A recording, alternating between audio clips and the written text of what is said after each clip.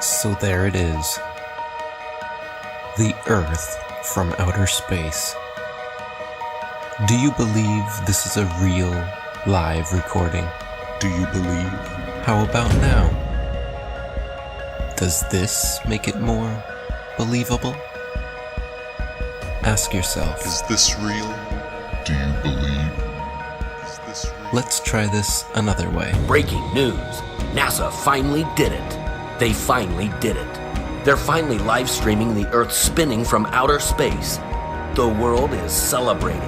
This one will go down in history. Convinced? Well, if you didn't fall for that, then why would you fall for this? Maybe you just never Paid attention. When you do pay attention, you start to notice things. Are you paying attention? Paying attention. Are you paying attention?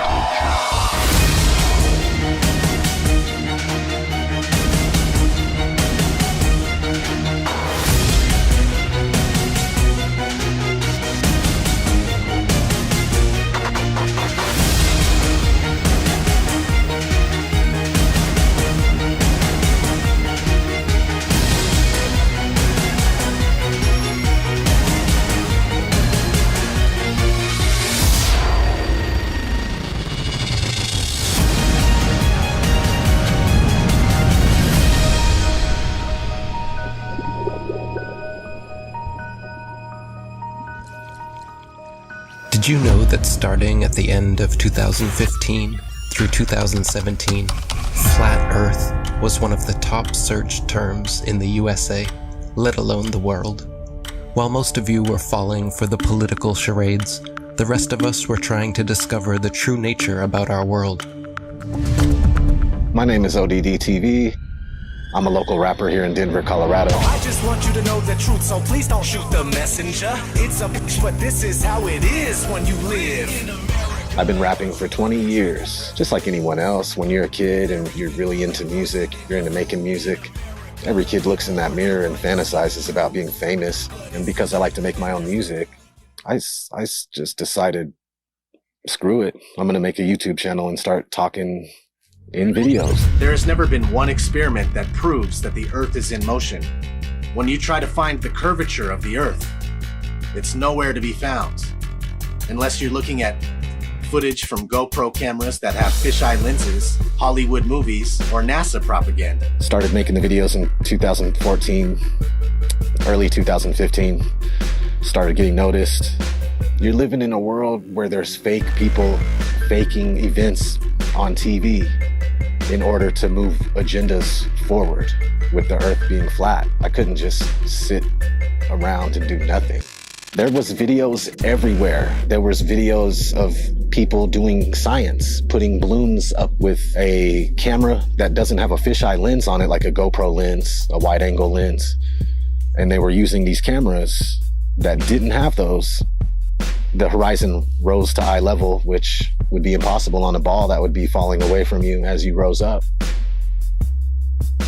There's people putting out top 10 NASA hoax videos, debunking the moon landing, picking apart NASA just left and right. It was awesome. Awesome time for YouTube between 2015 and 17. Even Google mentioned it during their commercial. Do you remember this?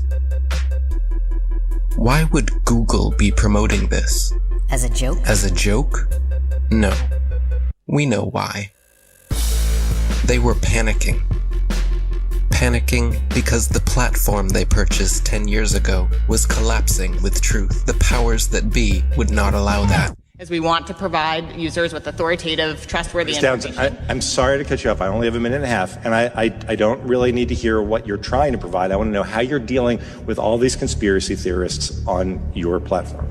So the first way is by demoting low-quality content and promoting more authoritative content, and the second is by providing more transparency for users. So we're introducing boxes that provide factual information at the top of results that have shown themselves to turn up a lot of information that is counterfactual, such as searching for the Earth is flat on YouTube, where you see a lot of... Your response is to put a box saying, nope, the Earth is not flat.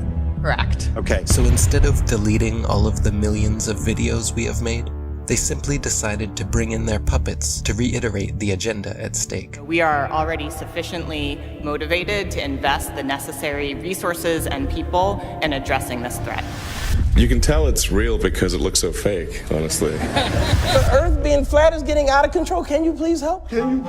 When you stand on the shoulders of those who came before, you might just see far enough to realize the Earth isn't flat. 1 + 1 is? 2. What color is the sky? Blue. And the Earth is? Round. Second is here. This float celebrates flat Earth theory that is spreading ironically around the World and its possible roundness. Spinning. Now they are talking about it. They want you to search for it, because they already changed their algorithm to be set up in their favor. What is this trash? None of this tells you our side of the story. These are all videos they put together, so you can watch and learn nothing. Nothing that any of us would show you.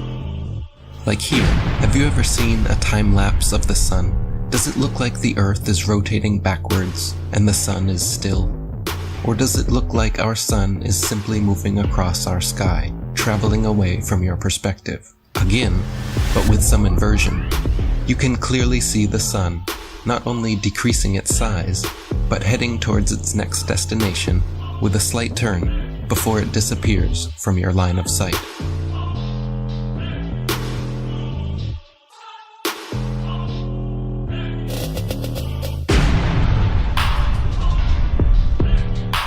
While Google would make sure when you type in flat Earth that nothing like this would ever pop up, many agree the science regarding our sun is far from settled.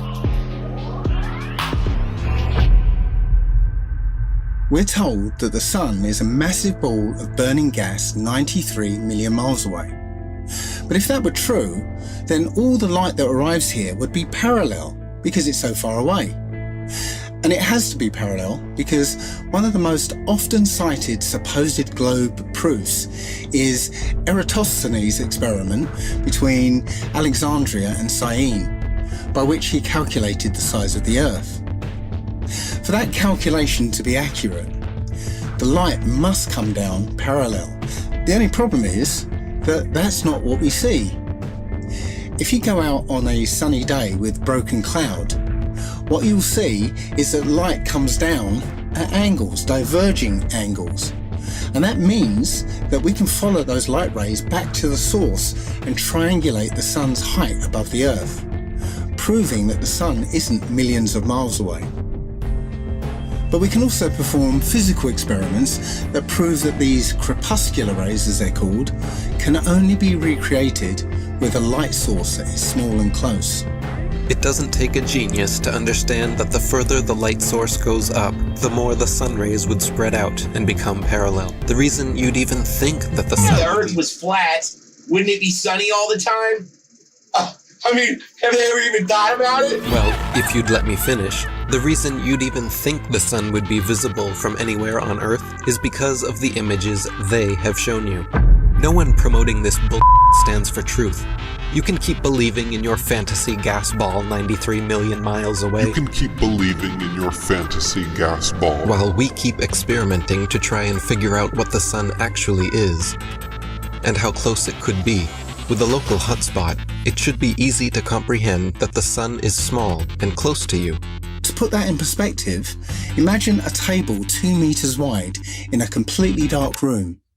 And you're holding a small but very bright light bulb, 3.4 millimeters across.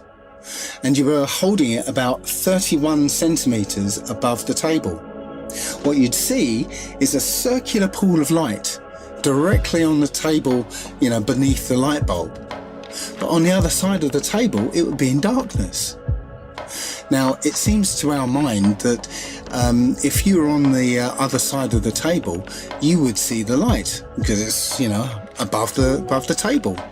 But that's not true, because on that part of the table, it's in darkness, meaning that the light isn't physically reaching that part of the tabletop. Your senses are correct. We're also told that the sun sets because as the Earth rotates us away from the sun, it's actually obscured by the physical curvature of the Earth. That's not what we see. What we see is a local sun that is taking its local light with it. What happened to the horizon glowing across half of the world? Most sunsets are already fading through pollution, dander, chemtrails, and fog. Plus, refraction will always make the sun seem like it's going down, as well as your perspective. It would appear to sink down in your field of view. That's perspective. The further away you get from it, the lower it will appear.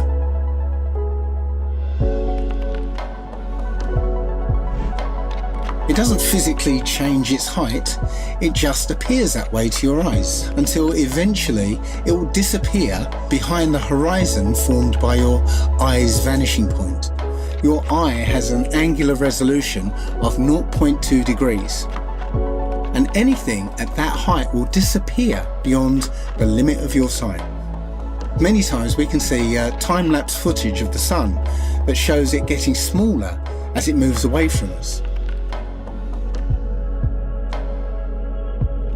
Now, that's not always the case, since the sun is travelling around the North Pole. The closer you are to the north, the less you'll see the size change. But from locations beyond the equator, you'll absolutely see the sun's size change. And that could never ever happen if the sun was 93 million miles away. You wouldn't see the sun change at all. Our eyes cannot see farther than what they were designed to see, but that is no reason to keep them closed. There's also an effect that occurs under certain conditions called atmospheric lensing, where the sheer amount of atmosphere, as well as the rain between you and the sun, acts like a lens and a prism, magnifying it greatly, which leads to another observational proof that the sun setting is an optical effect. At such times, when the sun is setting over the sea, and it seems as though it's half hidden by the horizon, then you can zoom in with a high-powered zoom camera and see that it's actually still above the horizon. It's just an optical illusion. Pay attention to the sun rays here. This alone proves our local sun, and so do these shadows. So what about the moon? We all witness the moon only illuminating the local clouds around it. That is because it is also a local light, but one with opposite effects from the sun. As we can all agree, shade from the sun is cooler than direct sunlight. But did you know the moon's shade is actually warmer than direct moonlight? The moon produces cold light, something the science priests must have forgotten to teach us all about in school. Not only that, but at times we can see stars through the moon, proving it is not some solid rock 238,900 miles away.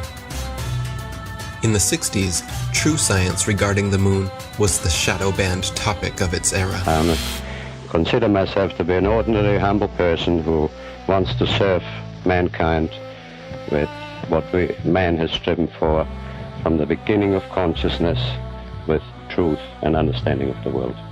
Well, now, one thing, you have a theory about the moon, and we expect to be able to get observable facts about the moon fairly soon. What is your theory? Well, it is by now rather more than a theory. 10 or 11 years ago, I stated to various scientists that the moon is not a piece of rock, but it is plasma, cosmic plasma. Gravitational theories are out, and the new concept of the cosmos and of its laws has to be evolved. This fact will eventually be confirmed. I made certain predictions which were already confirmed in 1958, and the situation now is coming close to a complete confirmation. What will be the result if you're proved to be correct in your theories? The result will be profound and decisive. Because if the moon is a plasma, no man will ever land on it. And the Americans and Russians are thinking of landing men on it. Well, that will never happen. People actually believe they walked on the moon, talked with Nixon, played golf, drove a car, and planted a flag. If you really believe that Neil Armstrong took the first step, then why do you give any credit to the cameraman already there waiting for him?